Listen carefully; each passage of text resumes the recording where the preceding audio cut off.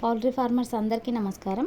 ఈ వీడియోలో కనబడుతున్న చిక్స్ పీపీఎఫ్ హ్యాచరీస్ నుండి Bhadradri Kothagudem district farmer 1500 chicks తీసుకున్నారు.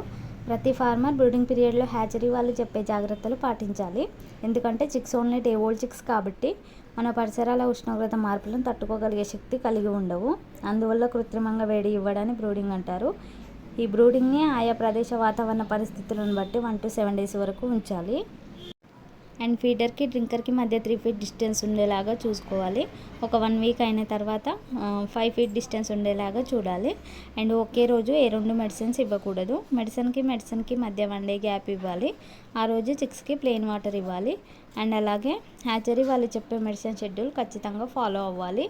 అలా ఫాలో అవ్వకపోవడం వల్ల చిక్స్ గ్రోత్ పైన ఎఫెక్ట్ పడుతుంది. అందుకోసమే ఖచ్చితంగా హ్యాచరీ వాళ్ళు చెప్పే మెడిసిన్ షెడ్యూల్ ఫాలో అవ్వాలి.